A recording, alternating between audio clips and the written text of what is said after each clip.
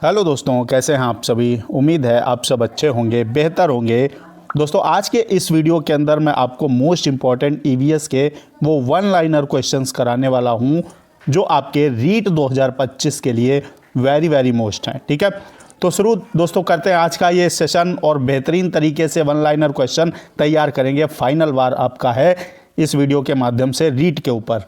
पहला क्वेश्चन आपकी स्क्रीन पर है, मोस्ट इंपॉर्टेंट क्वेश्चंस कि जल का घनत्व अधिकतम होता है कितने डिग्री सेंटीग्रेड पर। कम से कम 1000 बार एग्जाम्स के अंदर आया हुआ क्वेश्चन है, तो याद रखिएगा जल का घनत्व अधिकतम 4 डिग्री सेंटीग्रेड पर होता है, आपको याद रखना है। नेक्स्ट आपका है सेकंड नंबर 2 नंबर क्वेश्चन, राष्ट्रीय वन नीति के अनुसार कितने प्रतिशत भूभाग पर वन होना चाहिए। तो याद रखना है आपको कि राष्ट्रीय वन नीति कहती है कि 33% भूभाग पर वन होना चाहिए किसी भी देश के अंदर, किसी भी स्थल पर। ठीक है, नेक्स्ट आपका क्वेश्चन है, कौन सी मिट्टी कपास की खेती के लिए सर्वाधिक उपयुक्त है। तो ये आपका आंसर हो जाएगा काली मिट्टी। इसको दोस्तों कपास मिट्टी भी बोलते हैं क्योंकि इसके अंदर कपास की खेती सर्वाधिक होती है और ये इसे आपका एक और नाम से जाना जाता है, वो है आपका रेगुर मिट्टी। ठीक है, रेगुर मिट्टी के नाम से जाना जाता है। महाराष्ट्र में आपकी ये मिट्टी सर्वाधिक पाई जाती है। नेक्स्ट आपका क्वेश्चन है, भूरी क्रांति किससे संबंधित है। तो यहां पर इसका राइट जवाब हो जाएगा उर्वरकों के उत्पादन से, यानी आपके फर्टिलाइजर के प्रोडक्शन से भूरी क्रांति संबंधित है। श्वेत क्रांति की अगर बात करें या ऑपरेशन फ्लड, तो ये आपका मिल्क प्रोडक्शन से संबंधित है, ये याद रखना है आपको। ठीक है, मिल्क प्रोडक्शन। और यहां पर अगर हरित क्रांति के जनक आ जाते हैं तो डॉक्टर एम.एस. स्वामीनाथन, जिन्हें हाल ही में भारत रत्न से सम्मानित किया गया है, और आपका श्वेत क्रांति के डॉक्टर वर्गीज कुरियन। ठीक है, ये सारी चीजें याद रखेंगे क्योंकि ये वेरी मोस्ट हैं। नेक्स्ट बढ़ेंगे, अगला है आपका क्वेश्चन, किस मिट्टी में अधिक समय तक मॉइस्चर बनाए रखने की क्षमता होती है, आर्द्रता बनाए रखने की क्षमता होती है। तो वो है आपका ब्लैक सॉइल यानी काली मिट्टी। नेक्स्ट बढ़ते हैं, अगला क्वेश्चन है कि सलीम अली राष्ट्रीय उद्यान किस राज्य में है। तो ये इसके लिए आपका हिमिस नेशनल पार्क भी आपको याद रखना है क्योंकि ये आपका लद्दाख के अंदर है, और सलीम अली को भारत का बर्डमैन बोला जाता है, तो ये आपको याद रखना है। और ये आपका जो है नेशनल पार्क वो जम्मू कश्मीर के अंदर है, याद रखेंगे। नेक्स्ट आपका क्वेश्चन है, क्योटो प्रोटोकॉल किससे संबंधित है। ये दोस्तों आपका जलवायु परिवर्तन यानी क्लाइमेट चेंज से संबंधित है, आपका क्योटो प्रोटोकॉल। नेक्स्ट क्वेश्चन लेंगे 8 नंबर, मॉन्ट्रियल प्रोटोकॉल किससे संबंधित है। तो याद रखना है कि ओजोन परत के संरक्षण से संबंधित है आपका मॉन्ट्रियल प्रोटोकॉल। ओजोन दिवस मनाया जाता है 16 सितंबर को यानी 16 सितंबर को, और ओजोन परत आपकी पाई जाती है समताप मंडल में। ठीक है, पृथ्वी की जो 5 परतें हैं, मतलब वायुमंडल की अगर कहें, पृथ्वी से वायुमंडल की 5 परतें हैं, उसमें आपका सेकंड क्या है, समताप मंडल। क्वेश्चन एक और पूछा गया कि सबसे निचली परत कौन सी है, तो जिसे आप बोलते हैं ट्रोपोस्फेयर और हिंदी में बोलते हैं क्षोभ मंडल, वो आपकी सबसे निचली परत है। मौसम संबंधित घटनाएं किसमें होती हैं, क्षोभ मंडल में।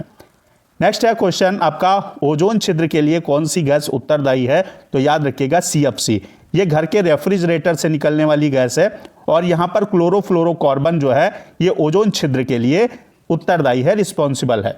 ओजोन होने का फायदा यह है, ओजोन परत की जो सन से अल्ट्रावायलेट रेज आती हैं, ये रेज, अब ये ओजोन लेयर जो है वो क्या करती है, इन्हें सोख लेती है। ठीक है, इन्हें क्या करती है, सोख लेती है।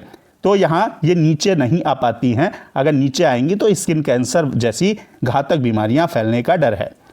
नेक्स्ट है, कार्बन का उत्सर्जन करने वाला दुनिया का सबसे बड़ा देश कौन सा है। तो याद रखिएगा चाइना जो है वो कार्बन उत्सर्जन करने वाला दुनिया का सबसे बड़ा देश है, और दुनिया का सबसे ज्यादा सोयाबीन प्रोडक्शन करने वाला कौन सा देश है, आपका चाइना। नेक्स्ट बढ़ते हैं, अगला क्वेश्चन है, भारतीय वन प्रबंधन संस्थान कहां स्थित है। तो भोपाल के अंदर स्थित है। अगर यहां पर भारतीय आपका वन क्या प्रबंधन है, यहां पर आपका अनुसंधान आ जाए तो ये आपका देहरादून हो जाएगा। ठीक है, क्या हो जाएगा, यहां पर लिख देते हैं देहरादून, लेकिन आपका कह रहा है क्वेश्चन भारतीय वन प्रबंधन संस्थान, तो भोपाल। इंद्रावती राष्ट्रीय उद्यान किस राज्य में स्थित है, वेरी मोस्ट इंपॉर्टेंट, एग्जाम्स के अंदर आया हुआ क्वेश्चन। तो इंद्रावती आपका छत्तीसगढ़ में है, याद रखिएगा। नेक्स्ट आपका क्वेश्चन है, महासागरों में जल स्तर वृद्धि का कारण क्या होता है। तो महासागरों में अगर जल के स्तर में, लेवल में वृद्धि होगी तो बाढ़ आएगी। ठीक है, फ्लड। और ये क्यों होता है, क्योंकि अगर ग्लोबल वार्मिंग होगी, ठीक है, ग्लोबल वार्मिंग के लिए उत्तरदायी गैस आपकी CO2 होती है। वैसे तो वायुमंडल में अकॉर्डिंग टू NCERT 0.03% आपका CO2 पाई जाती है, 78% नाइट्रोजन और आपका 21% क्या, ऑक्सीजन। लेकिन अगर ग्लोबल वार्मिंग होती है तो क्या होगा, ध्रुवीय प्रदेशों में बर्फ पिघलेगी और इससे महासागरों का जल स्तर बढ़ेगा।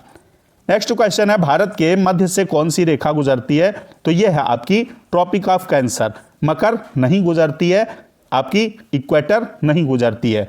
यहाँ इक्वेटर बोले तो विषुवत रेखा, जिसे भूमध्य रेखा के नाम से भी जाना जाता है। कर्क रेखा भारत के 8 राज्यों से होकर गुजरती है, जिसमें आप याद कर सकते हैं ट्रिक के माध्यम से। ये आपकी ट्रिक है मित्र पर, यहाँ पर लिख देता हूँ, ये ग म और छा, ठीक है, मित्र पर गमछा और लास्ट में झार। आपका मी से मिजोरम, त्रिपुरा, पश्चिम बंगाल, राजस्थान, गुजरात, मध्य प्रदेश, छत्तीसगढ़ और झारखंड, इन 8 राज्यों से होकर आपकी ट्रॉपिक ऑफ कैंसर गुजरती है भारत के अंदर। अगर बात करें 15 नंबर क्वेश्चन की, तो भारत का पूर्व से पश्चिम तक विस्तार कितना है? इधर से अगर देखें और इधर तक विस्तार कितना है, तो आपको याद रखना है कि 2933 किलोमीटर विस्तार है पूर्व से पश्चिम तक। अगर आपसे पूछ ले भारत का दक्षिणतम पॉइंट आपका कौन सा है, तो बताइए। अगर मुख्य भूमिका पूछ लेगा तो कन्याकुमारी, ठीक है, और अगर पूछ ले दक्षिणतम पॉइंट कौन सा है, तो आपका क्या हो जाएगा, इंदिरा पॉइंट, जो कि अंडमान में स्थित है। ये आपको याद रखना है। मुख्य भूमि कौन, जैसे ये आपका मुख्य भूमि है तो कन्याकुमारी यहाँ है, ठीक है, सबसे लास्ट में। और अगर सीधा पूछे तो अंडमान में इंदिरा पॉइंट। नेक्स्ट क्वेश्चन है, भारत में प्रोजेक्ट टाइगर की शुरुआत कब हुई? तो याद रखना है कि आपका 1973 के अंदर प्रोजेक्ट टाइगर की शुरुआत भारत के अंदर होती है। अगला है आपका, और एक क्वेश्चन और है, वन्यजीव संरक्षण अधिनियम कब आया? तो 1972 के अंदर आया, इसे भी याद रखना है। अगला क्वेश्चन है, भारत में पर्यावरण संरक्षण अधिनियम कब पारित हुआ? 1986 के अंदर, ये आपको याद रखना है। ऐसे क्वेश्चन मैं डबल स्टार लगा देता हूं क्योंकि बहुत ज्यादा आपके ट्रेंड होते हैं। जीवों के व्यवहार का अगर आप अध्ययन करते हैं तो उसे क्या कहते हैं? उसे दोस्तों कहा जाता है इथोलॉजी, ठीक है। अगला, अगर बात करें वसा में घुलनशील विटामिन कौन से हैं, तो बताना है आपको। वसा में घुलनशील विटामिन आपके क्या है? ADEK या फिर डेका आप याद कर सकते हैं, आसानी से याद हो जाएगा, DEKA, ठीक है, डेका। और बेचारे हैं तो पानी में घुलनशील हैं, यानी जल में, तो ये आपके क्या हो जाएंगे? वसा में घुलनशील, ठीक है।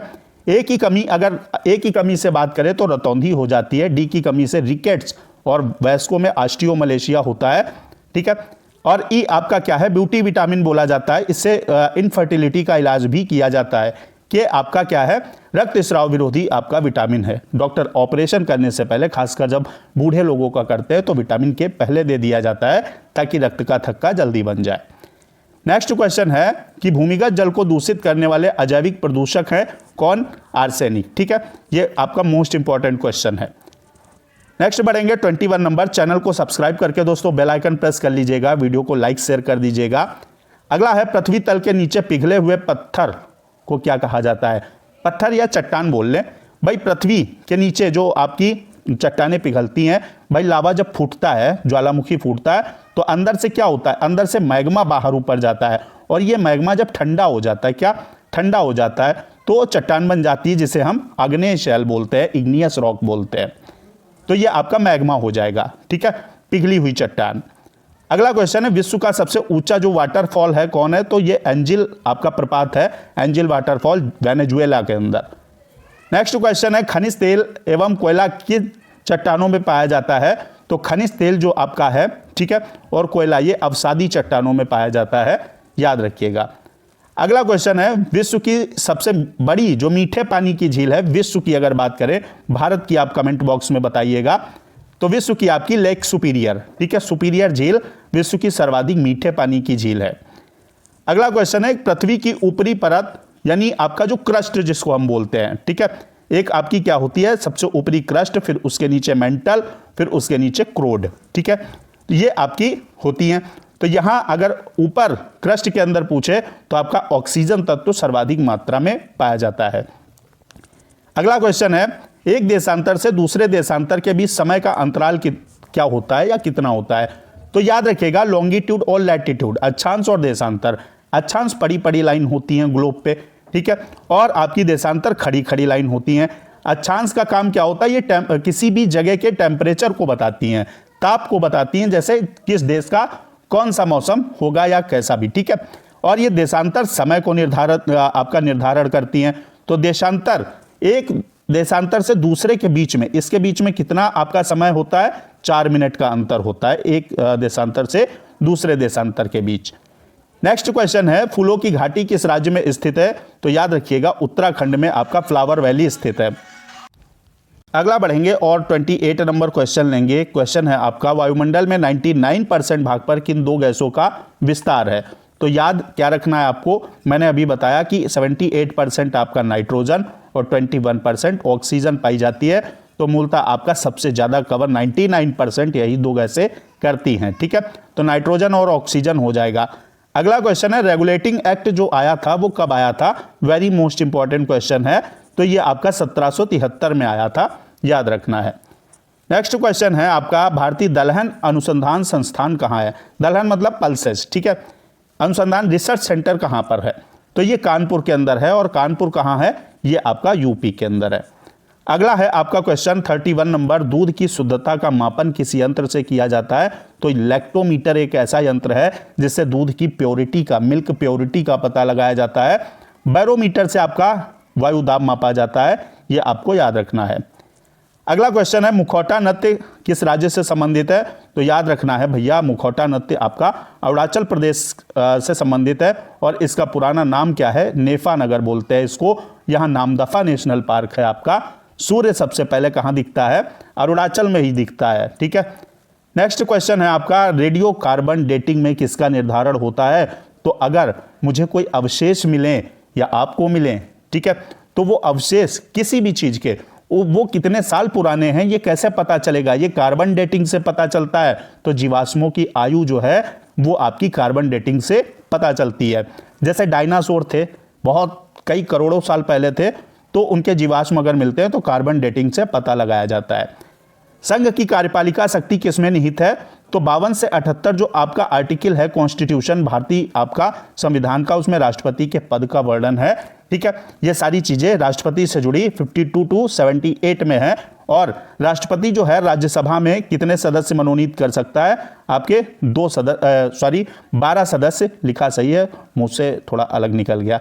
12 मेंबर क्या कर सकता है? नॉमिनेट कर सकता है। तो यहां पर संघ की कार्यपालिका शक्ति किसमें है? राष्ट्रपति में होती है। तीनों सेनाओं का सर्वोच्च कमांडर भी होता है। अगला है आपका क्वेश्चन, विश्व रेड क्रॉस दिवस कब मनाया जाता है? तो 8 मई को विश्व रेड क्रॉस दिवस मनाया जाता है। नेक्स्ट अगर बात करें, भारत का जलीय जो राष्ट्रीय जलीय जीव है वो कौन सा है? वो आपका गंगा डॉल्फिन है, याद रखिएगा। नेक्स्ट आपका बढ़ते हैं, आपका क्वेश्चन है, भारत के राष्ट्रीय झंडे की लंबाई और चौड़ाई का रेशियो कितना है? यानी हमारा तिरंगा कितना लंबा और कितना चौड़ा होना चाहिए, इसका रेशियो क्या है? मोस्ट इंपॉर्टेंट क्वेश्चन है। 3:2, यानी 3 रेशियो आपका 3:2 होना चाहिए आपके, यानी हमारे तिरंगे की लंबाई और चौड़ाई का अनुपात।